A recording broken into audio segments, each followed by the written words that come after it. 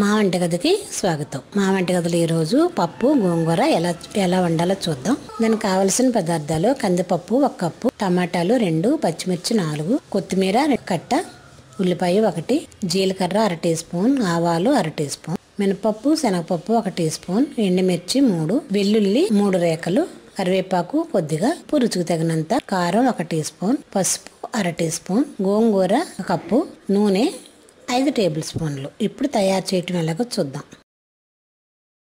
Cooker తీసుకొని దీనిలో కందిపప్పు కొద్దిగా నీళ్లు వేసి 2-3 సార్లు కడుగుదాం.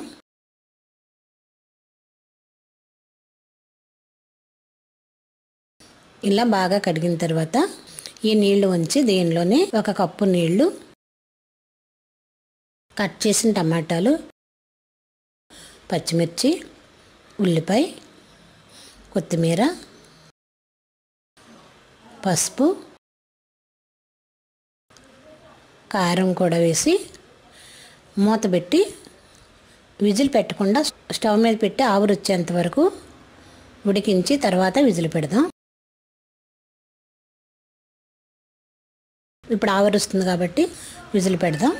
ఇలా ఒక 5-10 నిమిషాలు ఉడికితే పప్పు రెడీ అవుతుంది. ఇప్పుడు స్టవ్ ఆఫ్ చేసి ఆవిరి పోయిన తర్వాత మూత తీసి ఇది ఒకసారి మెత్తగా చేద్దాం.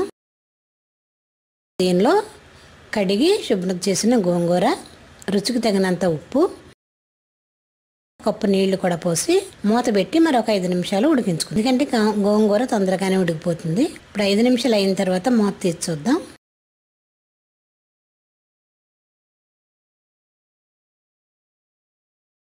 గోంగూర ఉడికింది. ఇప్పుడు దీన్ని పప్పు గుత్తితో మెత్తగా చేద్దాం. పప్పు గోంగూర అంతకు ముందుగా వీడియోలు పెట్టాను రకరకాలుగా. ఇది ఒక రకం. ఇప్పుడు దీన్ని తాలింపు వేసుకుందాం.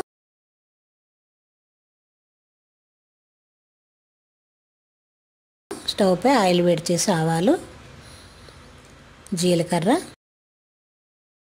శనగపప్పు, మినపప్పు,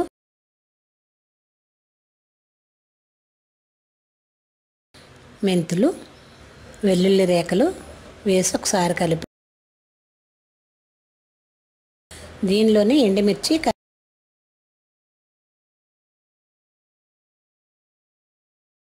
కరివేపాకు కూడా వేసి బాగా వేయించుకొని ముందుగా రెడీ చేసుకున్న పప్పు గోంగూరని దీనిలో తాలింపు వేసి మూత పెట్టుకుందాం. ఆ వంటగదిలో పప్పు గోంగూర కర్రీ రెడీ. మరిన్ని వంటల కోసం మా వంటగదిని సబ్స్క్రైబ్ కాగలరు. ధన్యవాదములు.